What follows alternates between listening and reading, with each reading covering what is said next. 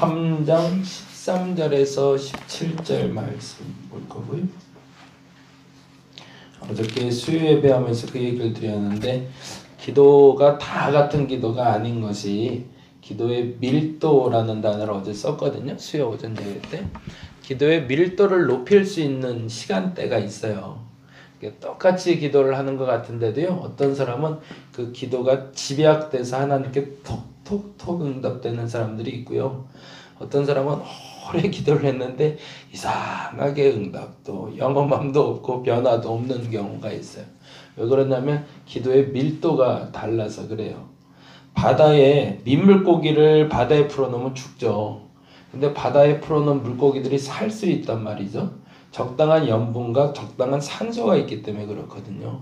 근데 이스라엘의 사해라는 데를 가면 소금은 많은데 염량이 많은데 생물은 살 수가 없잖아요. 그걸 죽은 바다라고 부르잖아요. 아무리 좋은 것도 너무 많이 가지면 그것은 사람을 죽이고 생명을 죽이는 것이 되지만 그것이 적당하게 유지가 될 때 생명 유지 장치가 되는 것처럼 이 시간이 여러분이 그렇게 잘 활용될 수 있으면 좋겠습니다. 기도의 밀도가 조금씩 높아지시면 좋겠어요. 근데 너무 과하기는 말고 너무 과하는 것도 너무 덜하는 것도 하나님을 만나는데 썩 도움이 되지는 않습니다. 그래서 찬송 부르고 나서 이렇게 같이 기도하는 시간을 드리는 이유는 사실은 개별적으로 기도하는 시간도 굉장히 은혜가 되죠. 굉장히 좋은 시간이고 사람들 눈치 보지 않고 기도할 수 있기 때문에. 근데 반면에 같이 웅얼웅얼하면서 중얼중얼하면서 같이 기도하는 그 시간을 통해서 성령께서 역사하심이 있기 때문에 그렇습니다. 그래서 어떤 분 얘기가 그런 얘기 하는데 성령이 충분히 임하시는 게 아니라 성령은 충만하게 임하시는 분이거든요. 근데 그럴 수밖에 없는 게 우리는 성령보다 작아요. 그분의 한 방울이 물로 표현하자면 내 안에 담길 수가 없어요. 그냥 넘칠 수밖에 없는 게 당연. 성령이 충분하게 임한다는 건 말이 안 되는 얘기예요. 그분을 내 안에 담을 수가 없거든요. 그건 무슨 말이냐면 누군가 성령을 받으면 그 성령은 전이 될 수밖에 없어요. 넘치니까. 그러니까 누군가가 기도의 문이 열리시면 그 기도의 문이 열리는 그 순간에 성령께서 넘치신단 말이죠. 그래서 우리를 그건 성령 충만이라고 불러요. 그러면 어떤 역사가 벌어지냐면 진짜 플로잉이 되는 거예요. 내 안에 넘치는 성령께서 그 옆까지 전이가 돼서 그 옆 사람의 기도를 돕게 되거든요. 누군가가 서로 기도 못하고 불편하고 어려운 가운데 있을 때 같이 공동기도를 하게 되면 그 공동기도가 서로의 삶을 변화시킨다는 겁니다. 아까 새벽 지금 기도하면서도 잠깐 그 기도를 드렸는데 우리가 예수를 만나서 이제 좀 이따 살펴볼 거지만 예수를 만나서 나타나는 현상은 우리가 심판대에서 벗어나 구원받는 것도 있지만 예수께서 우리를 돌보시고 치유시키셔서 회복하는 데 있거든요. 그러면 정말 예수를 만나면 그 역사가 나타나야 정상인 거죠. 치유돼야 되고 회복돼야 되고 그리고 돌봄을 받게 되는 게 예수를 만난 사건인데 근데 나는 기도하는데 돌봄도 없고 회복도 없고 치유가 없다면 두 가지 중에 하나라는 거예요. 아직 준비가 안 됐던가 아니면 나 혼자 기도하고 간 거예요. 그거는 면벽수도라고 그러죠. 벽을 앞에 두고 기도하는 거하고 똑같아요. 그거 뭐 다르겠어요? 벽을 앞에 두고 명상한답시고 다리 꼬고 앉아서 오랫동안 나를 다스리는 것과 내가 기도하는 것과 별반 다를 거 없는 거죠. 근데 그거는 나를 다스려서 내가 스스로 어떻게 이겨내보려고 하는 건데 그거 말고 우리가 기도하는 이유는 그냥 주 앞에서 머물면서 아까 말씀드린 그 돌봄과 예수께서 나를 수고하고 무거운 짐진 자들아 다 내게로 오라 내가 너희를 쉬게 하리라 말씀하신 것처럼 주께 오면 어차피 왔으니까 짐 내려놓고 가야 되는데 왔는데도 짐 지고 있는 이거 어느 목사님 그 표현 너무 재밌게 잘 봤는데 택시 타는데 할머니가 돈이 없어. 아이고 큰일 났네. 내가 돈을 안 갖고 왔네. 어쩌지? 그랬더니 택시 운전사가 그랬대잖아요. 괜찮아요. 어르시니까 그냥 타고 가세요. 제가 모셔다 드릴게요. 근데 가는 내내 머리에다가 보나리 대찜을 이렇게 지고 있더라는 거죠. 그래서 왜 그러냐고. 그냥 편의점 가시라고. 근데 내 몸뚱아리도 공짜로 태웠는데 어떻게 짐까지 공짜로 태우냐고. 이건 내가 지고 가겠냐고. 근데 그 말하고 똑같단 말이죠. 그게 착하고 좋은 일이긴 하지만 어차피 내려놓기로 했으니까 이 짧은 시간이지만 그냥 탁 한번 내려놓으시기 바랍니다. 그리고 주께서 나를 돌봐주시고 회복시켜주시고 치유하시는 경험이 이 안에서 내재돼서 꾸물꾸물 일어났으면 좋겠습니다. 그래서 염려하지 마시고 누가 뭘 할 사람 없고 오히려 기도문이 터져서 속상함이 드러나면 그를 위해서 중보해 줄 분들이지 욕할 분들은 없잖아요. 여기. 그러니까 그렇게 기도하시면서 편하게 좀 풀어가는 시간들 됐으면 좋겠습니다. 사변이 좀 길었는데 나중에 한번 또 깊이 있게 좀 얘기 드리고, 그래서 찬송 후에 기도 시간을 조금 넉넉히 드리는 이유는 그것 때문에 그래요. 그래서 그 시간 동안 짧게 중보도 해주시고 여러분의 기도의 문을 활짝 여셔서 기도의 밀도를 조금 높일 수 있는 시간이 되시기 바랍니다. 3장 13절에서 17절, 사견이 좀 길었네요. 13절에서 17절 같이 한 목소리로 보도록 하겠습니다. 이때에 예수께서 갈릴리로부터 요단강에 이르러 요한에게 세례를 받으려 하시니 요한이 말려 이르되 내가 당신에게 세례를 받아야 할 터인데 당신이 내게로 오시나이까? 예수께서 대답하여 이르시되 이제 허락하라. 우리가 이와 같이 하여 모든 의의를 이루는 것이 합당하니라 하시니 이에 요한이 허락하는지라. 예수께서 세례를 받으시고 곧 물에서 올라오실새 하늘이 열리고 하나님의 성령이 비둘기같이 내려 자기 위에 임하심을 보시더니 하늘로부터 소리가 있어 말씀하시되 이는 내 사랑하는 아들이요 내 기뻐하는 자라 하시니라. 아멘. 나중에 조금 살펴볼 거지만 예수님의 사역과 세례 요한의 사역에 공통점이 있고 차이점이 있어요. 세례 요한과 예수님이 첫 발을 디딜 때의 시작은 다음과 같습니다. 한번 볼까요? 3장 1절 한번 보겠습니다. 요한의 사역의 시작은 다음처럼 시작이 됩니다. 3장 1절 같이 읽어보겠습니다. 그때에 세례 요한이 이르러 유대 광야에서 전파하여 말하되, 유대 광야에 요단강 근처의 유대 광야를 얘기합니다. 거기서 말씀 선포, 그의 공생애를 시작한 거죠. 세례 요한의 공생애를 시작했는데 그 공생애 때 첫 번째 말이 뭐라고 되어 있죠? 2절에 회개하라 천국이 가까이 왔느니라. 뭘 선포하는 거죠? 회개에 대한 선포이기도 하지만 제일 중요한 건 천국에 대한 선포예요. 하나님 나라가 시작됐다. 이게 얼마나 멋진 선포인가 몰라요. 근데 이 선포를 누가 또 하고 계시냐면 4장에 보니까 4장 한번 볼까요? 4장 17절 17절 말씀 같이 한번 읽어보겠습니다. 이때부터 예수께서 비로소 전파에 이르시되 뭐라고요? 회개하라 천국이 가까이 왔느니라. 둘의 공통점이 뭐죠? 회개에 대한 선포가 아니라 뭐라고요? 천국에 대한 선포예요. 근데 여기서 우리가 조금 오해하지 말아야 될 단어는 이때부터 그때에 라는 단어를 마태가 굉장히 많이 쓰고 있어요. 근데 문제는 마태가 그때에 이때부터라고 했을 때 그게 시간적 배열이 아니라 그의 기억 속 배열입니다.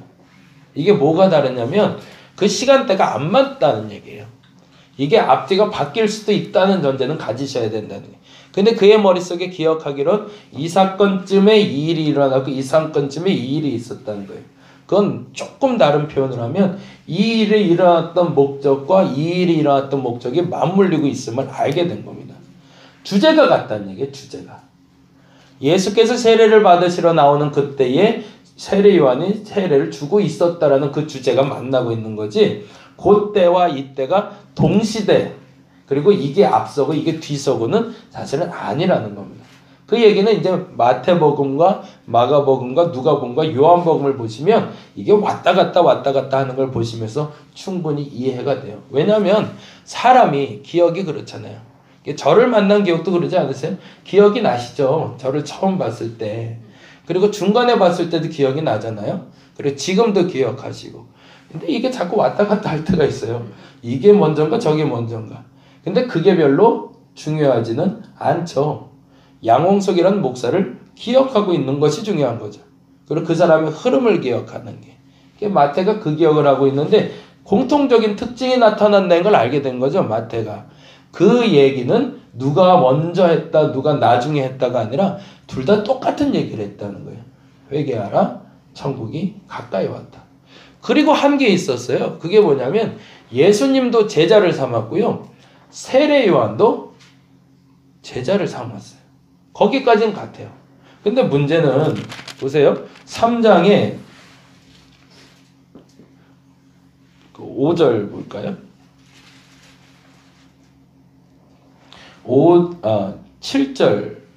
7절을 보면 훨씬 더 빠르겠네요. 7절 읽어보겠습니다. 요한이 많은 바리새인들과 사두개인들이 세례를 베푸는데 오는 것을 보고 이르되 독사의 자식들아 너희를 가르쳐 임박한 진노를 피하라 하더냐 그러므로 회개에 합당한 열매를 맺고 라고 돼 있잖아. 그러니까 요한의 주제는 아까 말한 대로 회개와 천국 중에 어디에 중점을 둔 거죠? 회개에 중점을 두고 있는 거예요. 그 목사님으로 따지자면 혼내는 목사님이죠. 그렇게 살면 안 돼. 설교 때마다 너 그렇게 살면 안 돼. 똑바로 살아야 돼. 이게 바른 거야 라고 가르치고 혼내주는 목사님. 근데 반면에 예수님 보겠습니다. 예수님 24절인데요. 23절부터 25절.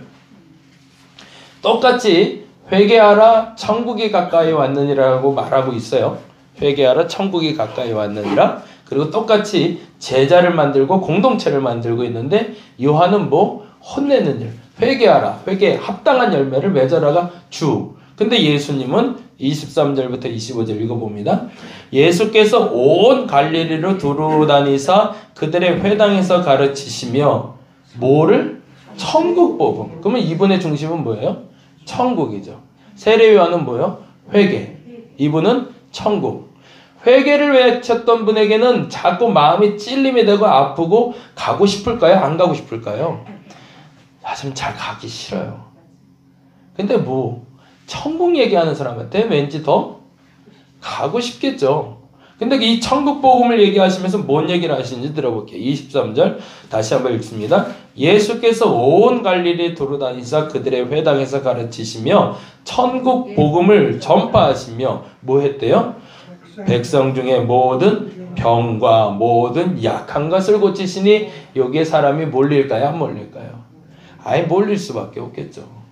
그리고 또 어떤 일이 벌어진대요? 24절에 보니까 그의 소문이 온 수리아에 퍼져버렸대요. 왜? 약한 것과 병든 걸 고치니까. 천국 복음을 전하니까. 사람들이 모든 앓는 자, 곧 각종 병에 걸려서 고통당하는 자, 귀신 들린 자, 간질하는 자, 중풍병자를 데려오니 그들을 고치시더라. 그리고 나서 25절에 갈릴레아 데가볼리아 예루살렘과 유다와 요단강 건너편에 수많은 무리가 따르더라. 이게 문제가 돼요. 세례 요한도 세례를 주고 이건 이제 요한복음에 보면 그 얘기가 나와. 이제 오늘은 좀 시간이 막 쫓겨서 그 얘기 잠깐 못 하는데 동시대에 요단강에서 같이 세례를 주기 시작한 거예요. 예수님도 세례 요한도.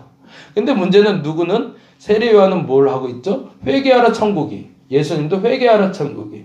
근데 세례 요한은 회개. 예수님은 천국. 그러니 사람들이 회개 얘기 듣다 보니까 이쪽 가는 이보다 이쪽 가는 게 좀 낫단 말이에요. 그러니까 사람들이 세례 요한의 제자들 중에서도 이쪽을 기웃하는 애들이 생기는 거예요. 저기가 좀 난데?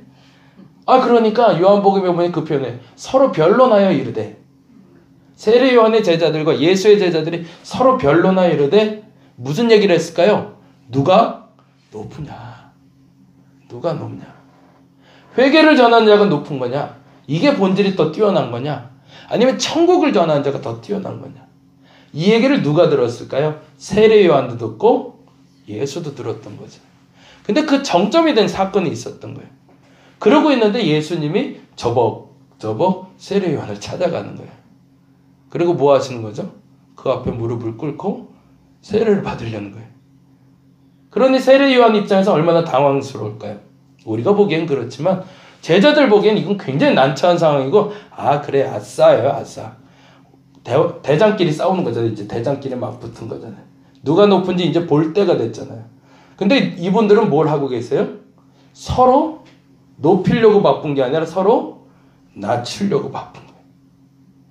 제자들은 누가 높은지를 이제 판단할 수 있겠다고 생각하는데 예수께서 세례 주세요. 여기는 이제 반말로 이제 뭐 이렇게 얘기하고 있지만 서로 존칭을 썼겠죠. 그리고 이제 누가복음에서 밝혀진 거 보면 서로 친척 관계잖아요.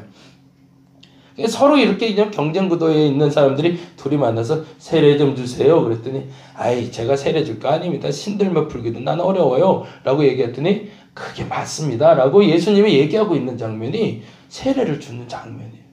그리고 나서 이렇게 얘기하십니다. 오늘 본문 잠깐 다시 그래도 본문은 봐야 되니까 오늘 본문에 이렇게 됩니다. 그 느낌을 가지고 한번 봐보세요. 13절 보겠습니다.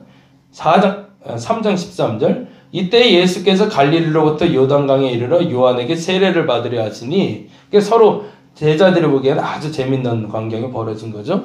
그런데 14절에 요한이 말립니다. 왜? 내가 당신에게 세례를 받아야 할 텐데 당신에게 오는 건 합당하지 않습니다. 그러자 예수께서 이렇게 얘기하십니다. 예수께서 대답하여 이르시되 이제 허락하래요. 여기서는 반말이지만 서로 존칭을 쓰셨을 거예요. 이제 허락해 주세요. 왜? 이유가 뭐라고 되어 있죠? 거기는 줄을 쳐놓을게요. 우리가 이와 같이 하는 것. 이와 같이 하는 건 뭐예요? 서로 경쟁하고 누가 높다 싸우는 게 아니라 이와 같이 한다는 건 서로 누가 더 낫냐, 누가 더 바닥으로 가고 있냐, 누가 더 겸손하냐 라고 말해주는 이와 같이 하는 것이 뭐라고요? 모든 의를 이루는 것에 합당하기 때문에. 이제 제자들은 더 이상 할 말이 없어진 거죠. 교회 공동체가 건강하기 위해서 필요한 조건은 누가 높은지를 자꾸 따지는 데 아니에요. 누가 장로감이냐. 이번에 화요일날 녹음하러 간 와우 CCM 있는 데가 베델교회라는 교회인데 갔더니 이번에 임원들 뽑더라고요. 그래서 장로 후보자들, 권사 후보자들, 집사 후보자들 쫙 붙여놓고 표시하게 되어 있더라고요. 누가 높으냐 보는 거죠. 교회가 그렇게 가고 있거든요. 근데 건강해지더라는 우리 한번 물어보자는 거죠. 그래서 건강해졌는가? 그렇게 뽑은 어른이 생겼을 때 건강해졌는가? 아니지 않는가라는 겁니다. 세상에선 높음을 경쟁하고 있지만 그분들은 누가 더 겸비한가를 경쟁하고 있던 거죠. 저와 여러분의 그 첫 번째 시작이 예수와 세례 요한의 만남이 되기를 바랍니다. 주님 앞에 겸비해지시기 바랍니다. 그게 하나님이 여러분을 높이는 도구가 될 겁니다. 제자들이 입을 막으셨던 그들의 삶의 행동처럼 저와 여러분에게 찾아오실 예수께서는 오늘도 겸비함으로 찾아오십니다. 그분을 경험하시고 마음껏 기도하셔서 그분의 품 안에 들어가셔서 회복과 치유와 그리고 하나님을 만나는 경험이 있기를 간절히 바랍니다. 기도하겠습니다. 세상 사람들은 1등을 되기를 원합니다. 1등이 최고랍니다. 어떻게든 이겨야 됩니다. 수단과 방법을 가리지 않고 저 사람보다 잘 살아야 됩니다. 그게 세상 구도입니다. 그렇게 이긴 사람들 보고 참 잘했다라고 칭찬을 합니다. 그건 세상 방법이고 예수와 세례 요한의 방법은 조금 달랐습니다. 누가 이기냐, 누가 높으냐의 싸움이 아니라 누가 더 낮으냐, 누가 더 겸손하냐의 싸움이었습니다. 세례를 주라. 아니요, 나는 세례 줄 자격이 없습니다. 그래도 주는 게 맞다. 왜? 이와 같이 하여 서로 간에 선을, 의를 이루는 것이 합당하기 때문이다. 이것이 공동체의 철학이 되어야 합니다. 우리 안에 그 겸비함을 허락하여 주옵소서. 더 낮아지게 하시고 더 섬기게 하여 주옵소서. 그러면 교회는 공동체는 건강해지지만 서로 높아지려고 하면 그때부터 문제가 발생하는 겁니다. 더 낮아지고 더 낮아지고 더 낮아지게 하여 주시옵소서. 주께서 그 사람을 높이실 줄로 믿습니다. 감사합니다. 고마우신 예수님 이름으로 기도드렸습니다. 다 같이 기도하고 돌아가도록 하겠습니다.